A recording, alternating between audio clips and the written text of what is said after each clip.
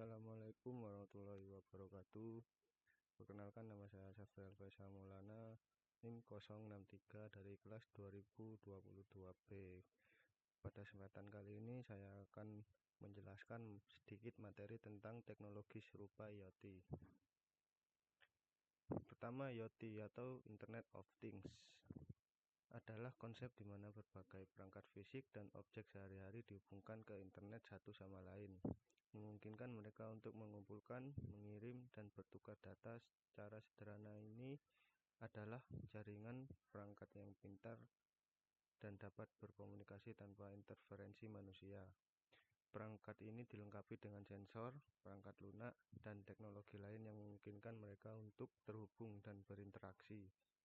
Contohnya termasuk termostat pintar yang bisa diatur dari ponsel, lampu yang menyala otomatis saat memasuki ruangan, atau bahkan mobil yang bisa mendeteksi masalah mesin dan mengirim notifikasinya ke pemiliknya.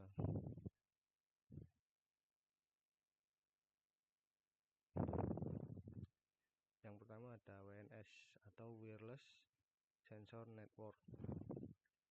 WNS adalah jaringan yang terdiri dari banyak perangkat kecil bertenaga rendah yang disebut node sensor, yang tersebar di suatu area untuk memantau kondisi fisik atau lingkungan. Node ini berkomunikasi satu sama lain dengan stasiun pusat secara nirkabel, memungkinkan pengumpulan data secara otomatis dari lokasi yang sulit dijangkau atau berbahaya. Komponen WNS yang pertama ada sensor node, adalah perangkat utama yang terdiri dari sensor atau mengukur suhu, cahaya, kelembapan, dan lain-lain. Microcontroller yaitu mengolah data, transceiver terima data, dan power supply sebagai tenaga. Sync node untuk mengumpulkan data dari banyak sensor node dan meneruskan ke server atau cloud.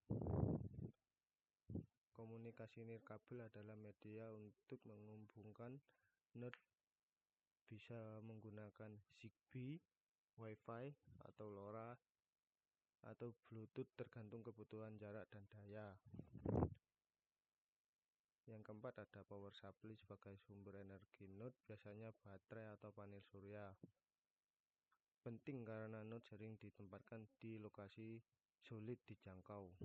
Yang terakhir ada monitoring dan kontrol sistem, adalah server, PC, atau cloud yang menampilkan data, menganalisisnya, dan memberi kendali balik bila diperlukan. Yang kedua ada M2M atau machine to machine, adalah komunikasi langsung antara dua perangkat atau lebih tanpa adanya interferensi manusia. M2M memungkinkan perangkat-perangkat ini untuk mengumpulkan data, saling bertukar informasi, dan melakukan suatu tindakan secara otomatis. Konsep ini menjadi fondasi bagi banyak teknologi modern, termasuk Internet of Things atau IoT. Namun M2M lebih berfokus pada komunikasi antar mesin yang terisolasi atau dalam jaringan tertutup. Komunikasi ini dapat menggunakan jaringan kabel maupun nirkabel seperti data seluler, Wi-Fi, atau Bluetooth. Komponen M2M yaitu satu perangkat atau mesin atau end device, berupa mesin industri, sensor, kamera, meteran listrik, atau aktuator. Fungsinya mengumpulkan data, contohnya suhu, tekanan, getaran, atau melakukan aksi. Yang kedua ada modul komunikasi atau communication module, perangkat tambahan yang memungkinkan mesin terhubung ke jaringan.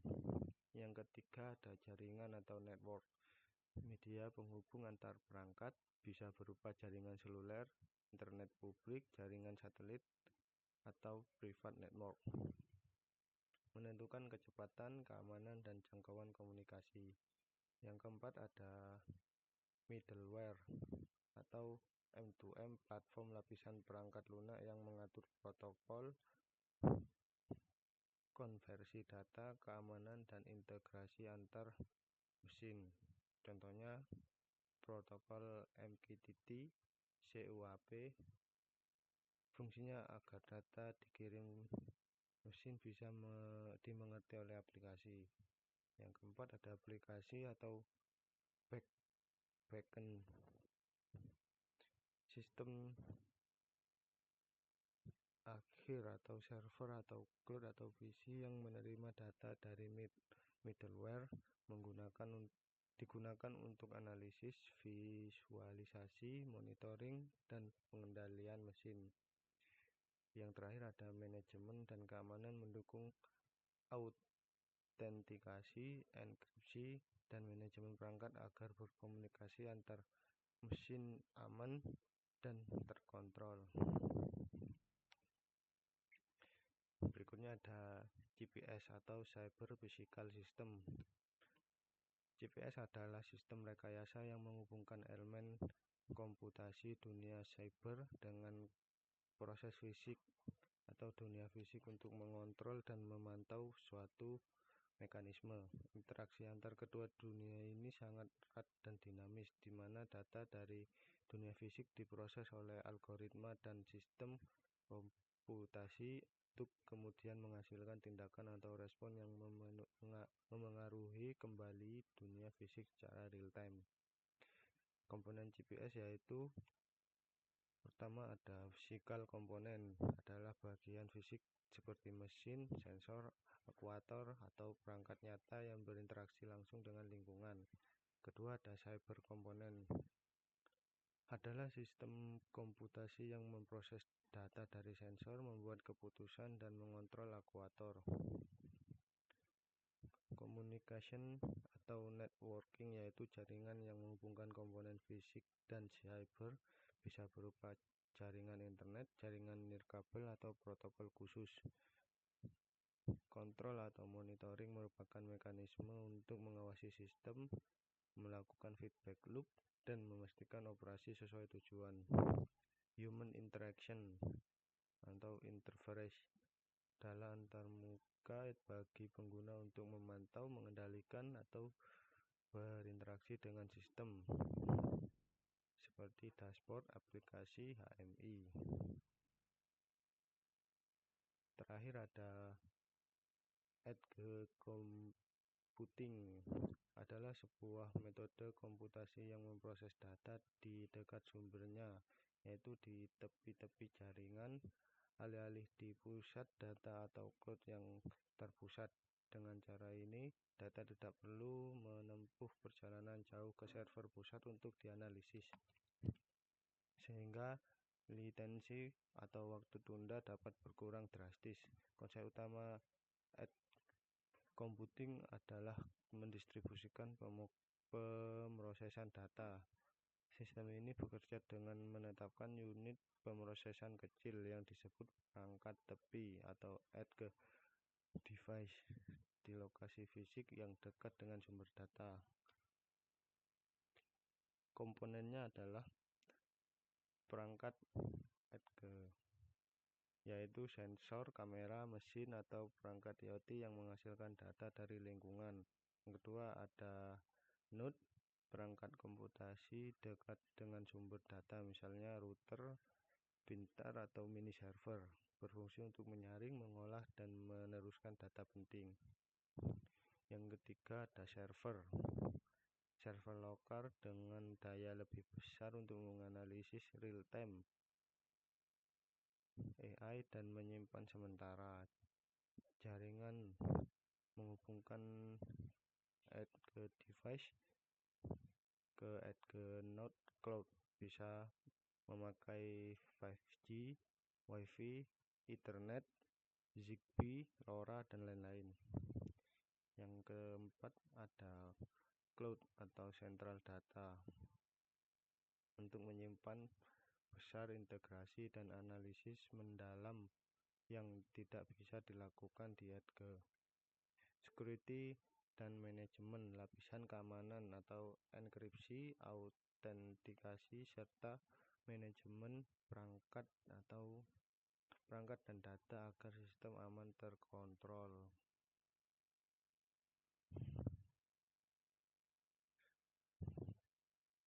Persamaan WNS dengan IoT. Yang pertama ada penggunaan sensor. Keduanya sama-sama mengandalkan sensor untuk mengumpulkan data dari lingkungan fisik seperti suhu, kelembapan, atau tekanan. Jaringan nirkabel, baik WNS atau IoT, menggunakan teknologi komunikasi nirkabel seperti Wi-Fi, Bluetooth, Zigbee, atau LoRa untuk mentransmisikan data. Ketiga, ada tujuan pengumpulan data. Tujuan utama dari keduanya adalah untuk mengumpulkan data dari dunia fisik dan mengubah menjadi informasi yang berguna. Yang terakhir ada otomatisasi. Keduanya memungkinkan proses otomatisasi dengan mengurangi kebutuhan intervensi manusia dalam pengumpulan data dan monitoring. Yang kedua, persamaan M2M dengan IoT. Yang pertama ada komunikasi antar perangkat. Keduanya memungkinkan perangkat fisik untuk saling berkomunikasi dan bertukar data secara otomatis tanpa campur tangan manusia. Otomatisasi baik M2M maupun IoT bertujuan untuk mengotomatisasi proses bisnis, industri, atau sehari-hari untuk meningkatkan efisiensi dan mengurangi kesalahan manusia.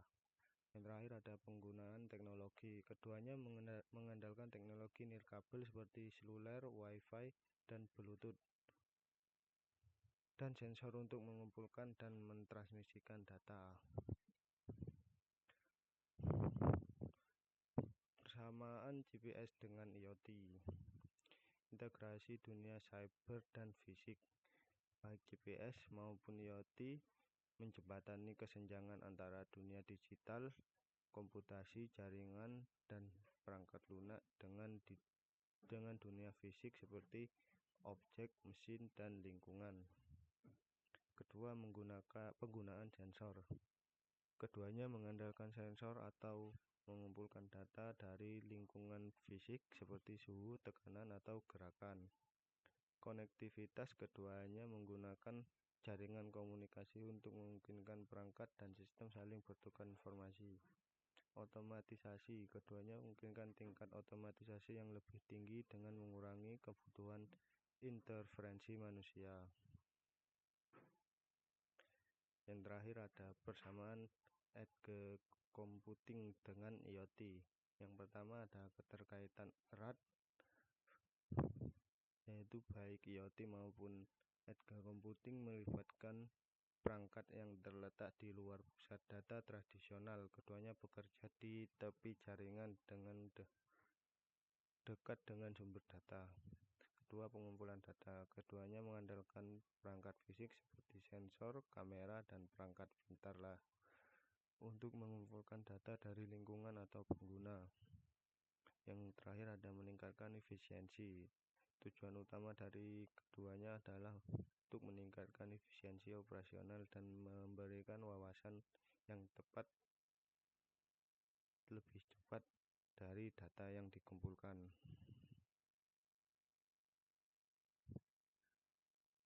Perbedaan WSN dengan IoT.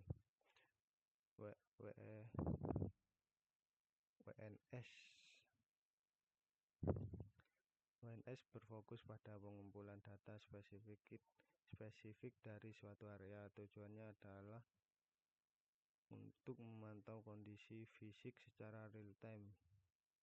Sedangkan IoT berfokus pada konektivitas dan lebih luas dan interaksi antara berbagai perangkat termasuk sensor, aktuator, dan antarmuka pengguna. Tujuannya adalah untuk menciptakan ekosistem yang terintegritas. Yang kedua ada skalabilitas dan fleksibilitas. WNS cenderung memiliki skala yang lebih kecil dan dirancang untuk tujuan spesifik seperti memantau suatu ladang pertanian. Protokol komunikasi seringkali lebih sederhana dan dioptimalkan untuk efisiensi energi.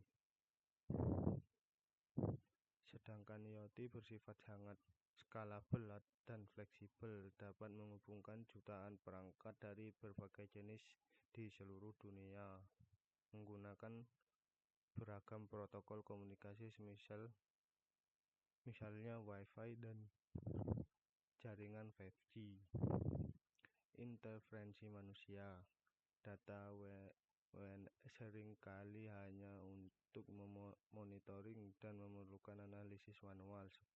Sistem ini kurang memiliki kemampuan untuk mengambil tindakan otomatis secara kompleks, sedangkan IoT memiliki kemampuan untuk mengambil tindakan otomatis dan otonom.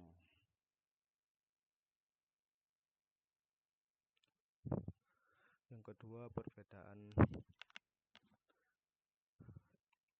M2M dengan IoT. Yang pertama ada fokus dan lingkup. M2M point to point atau point to multipoint, fokus pada komunikasi langsung antara dua atau beberapa perangkat spesifik, sedangkan IoT fokus pada ekosistem terintegrasi yang menghubungkan berbagai perangkat, sistem, dan platform ke internet. Arsitektur. M2M memiliki jaringan tertutup dan khusus, sering menggunakan jaringan seluler atau koneksi berpemilik. Komunikasi umumnya satu arah dan langsung, sedangkan IoT memiliki jaringan terbuka dan skalabel, menghubungkan perangkat ke internet melalui platform cloud. Ini memungkinkan analisis data yang lebih canggih dan interaksi antar perangkat yang berbeda jenis. Tujuan akhir. M2M memiliki kemampuan pengumpulan data dan tindakan otomatis sederhana. Tujuannya lebih fungsional dan spesifik. Contohnya meteran air pintar yang mengirimkan data pemakai air ke perusahaan utilitas, sedangkan IoT memiliki analisis data, wawasan, dan otomatisasi kompleks. Tujuannya adalah untuk menciptakan sistem yang cerdas dan adaptif. Data yang dikumpulkan tidak hanya dikirim, tetapi juga dianalisis untuk menghasilkan wawasan bisnis dan memicu tindakan yang lebih kompleks. Perbedaan CPS dengan IoT. Yang pertama ada fokus dan tujuan. CPS fokus pada kontrol dan optimasi. Tujuannya adalah untuk mengolah dan memanipulasi proses fisik secara langsung dan otonom, menciptakan sistem closed loop, sedangkan IoT fokus pada konektivitas dan pengumpulan data. Tujuannya adalah untuk menghubungkan perangkat ke internet agar data siap diakses dan dipantau. Interaksi utama. CPS berinteraksi secara ketat dengan dunia fisik. Data yang dikumpulkan untuk memicu respon fisik seperti melalui aktuator, seperti menggerakkan lengan robot atau mengubah suhu, sedangkan IoT berinteraksi terutama dengan dunia digital. Data dari perangkat dikirim ke cloud atau aplikasi, dan interaksi fisik sering kali memerlukan input manusia. Yang terakhir ada siklus aksi, memiliki siklus umpan balik atau closed loop yang cepat. Sistem mengumpulkan data dan menganalisisnya, dan segera mengambil tindakan fisik sebagai respon. Sedangkan IoT memiliki siklus yang lebih open loop. Data dikirim ke cloud untuk diproses dan tindakan seringkali dipicu oleh manusia. Perbedaan edge computing dengan IoT. Yang pertama ada fokus dan tujuan. Edge computing fokus pada konektivitas dan pengumpulan data. Tujuan utamanya adalah menghubungkan perangkat dan mengalirkan data ke suatu tempat, biasanya ke cloud terpusat. Sedangkan IoT fokus pada pemrosesan data. Tujuannya adalah untuk memproses data secepat mungkin langsung di dekat sumbernya.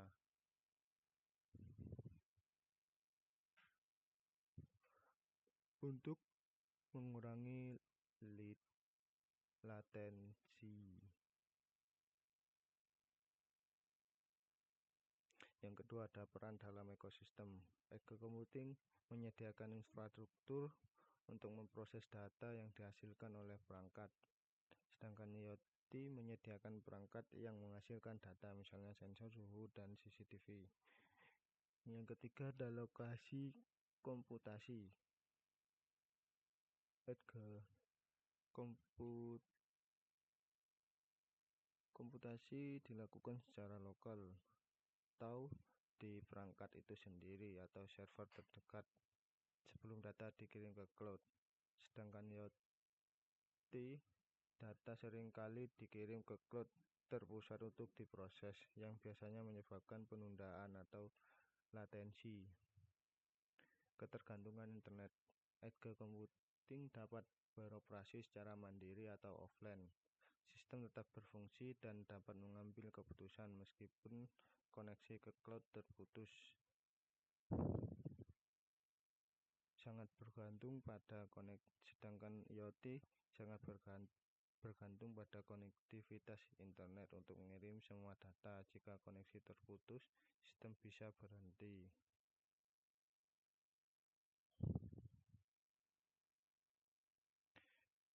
Contoh nyata dan kasus penggunaan. Yang pertama, WSN, Wireless Sensor Network.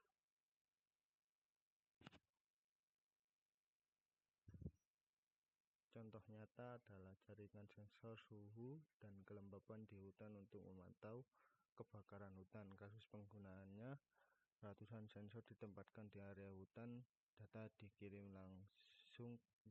dikirim ke suatu gateway lalu ke pusat monitoring. Fokusnya pengumpulan data lingkungan. Yang kedua ada M2M, machine to machine. Contoh nyata yaitu smart meter listrik yang mengirim data penggunaan langsung ke PLN. Kasus penggunaan meteran listrik kirim data via jaringan seluler ke server PLN. Mesin berkomunikasi otomatis tanpa campur tangan manusia.